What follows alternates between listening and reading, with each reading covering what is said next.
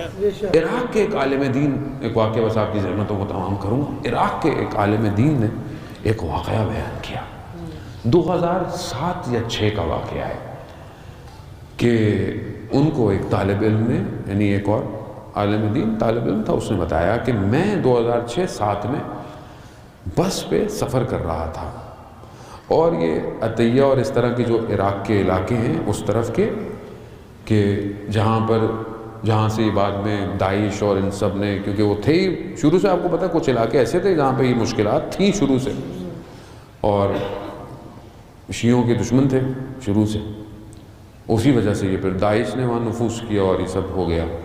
تو کہنا میں بس پہ جا رہا تھا، تو میں سادے اپنا حلیہ، صرف وہ جو عربی لباس ہوتا ہے بس وہ پہنے ہوئے کہ کسی کو پتہ نہ چلے کہ میں کون ہوں۔ میری برابر والی سیٹ پہ ایک لڑکا آگے بیٹھ گیا بس میں، اور اس کے حلیہ ایسا تھا کہ جیسے ماڈرن ہوتا ہے اپنے زمانے میں۔ تو میں نے کہا کہ اب اتنا لمبا سفر ہے، اس کے ساتھ پتہ نہیں کیسے کٹے گا، مطلب ہوتا ہے آدمی بعض اوقات کسی کا ظاہر دیکھتا ہے تو آدمی گھبرا جاتا ہے، اس لیے کہتے ہیں کہ ڈونٹ جج بک بائی اٹس کور، کتاب کو اس کی جلد سے مت پہچانا چاہیے، کتاب پڑھنی چاہیے۔ تو کہتا ہے میں بڑا وہ ہوا، رستے میں چیک پوسٹ آئی، تو میں نے کہا چیک پوسٹ ہے، لیکن جیسے ہی ہم نے کھڑکی سے دیکھا تو خون میں لتھ پتھ لوگ پڑے ہوئے تھے، تو ہم سمجھ گئے کہ یہ وہی جو دہشت گرد ہیں، یہ وہی چیک پوسٹ ہے۔ خیر انہوں نے ہمیں اتار دیا، صف میں کھڑا کر دیا، اور ایک تصویر جو آپ کو پتہ ہے عراق میں صحیح تو نہیں ہے لیکن ان کے ہاں ہے، انبیاءوں کی تصویریں بنا دیتے ہیں، امام کی تصویر بنا دیتے ہیں، وہ حقیقت نہیں ہے لیکن ان کے ہاں بہرحال ہے، ایک رواج ہے، ان کے ہاں برا نہیں سمجھا جاتا۔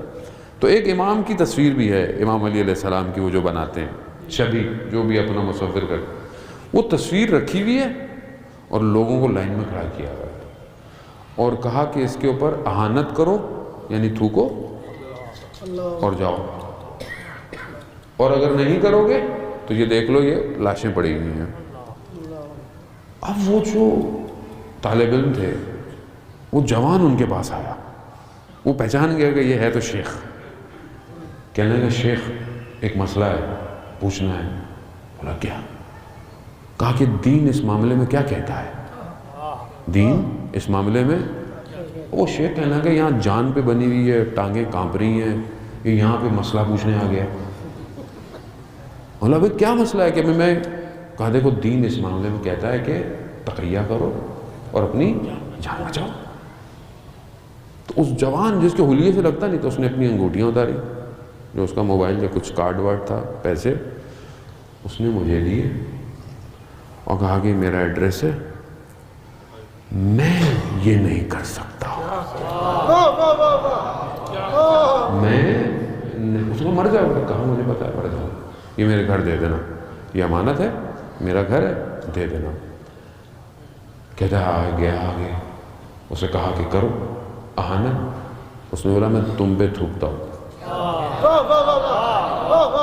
میں تم پہ تھوکتا ہوں، میں تمہاری نسلوں پہ تھوکتا ہوں۔ اس نے بولا یہ حال ہو جائے گا، کہا کچھ بھی کرنا ہے کرو۔ کہا انہوں نے میرے سامنے اس کو گولیوں سے بھون دیا، میری تو حالت پاؤں میں زمین، مجھے کچھ سمجھ نہیں آیا۔ وہ طالب علم کہتا ہے کہ میں وہاں سے نکل گیا جان بچا کے، 1 ہفتے تک میں اپنے ہوش میں نہیں تھا، اپنے سامنے سب کچھ دیکھا میں نے، ہفتے کے بعد میں اپنے صحیح ہوش میں آیا تو مجھے اس کی چیزیں نظر آئیں، تو میں نے کہا کہ اب یہ اس کے گھر جا کے دیکھ رہا ہوں۔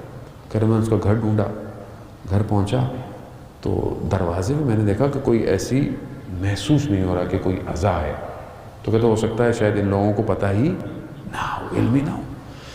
کہتا میں نے دروازہ کھٹکھٹایا تو ایک چھوٹی بچی باہر آئی، تو میں نے اس سے پوچھا کہ یہ فلانے کا گھر ہے؟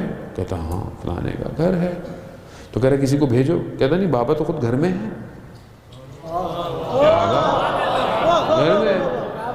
گھر میں کہنا بچی ہے، اس کو شاید سمجھ میں نہیں آیا۔ میں نے کہا بھلا کسی کو بلاؤ، تو کہا میں نے دیکھا کہ وہی شخص بیساکھی کے ساتھ میں چلتا ہوا آ رہا ہے۔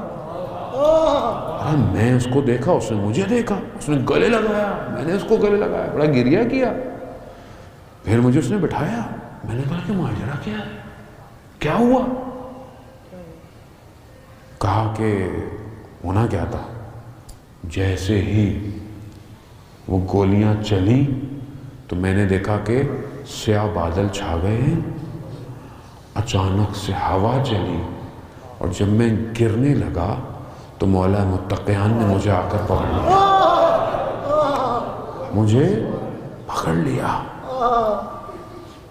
اور مجھ سے پوچھا کہ کیا چاہتے ہو؟ میں نے کہا مولا کچھ نہیں چاہتا، میں تو آپ کا ساتھ چاہتا ہوں، بس آپ کا ساتھ چاہتا ہوں۔ کیا یہ ہے ولایت، یہ ہے محبت، یہ ہے عشق کہ مجھے کچھ نہیں چاہتا تو آپ کے ساتھ چاہتا ہوں۔ امام نے کہا کہ نہیں، تمہارا ابھی وقت نہیں ہے، تم ہمارے ساتھ ہو، لیکن ابھی تمہارا وقت نہیں ہے۔ جو اصل گولیاں میرے یہاں لگی تھی، امام نے اس پہ ہاتھ پھیرا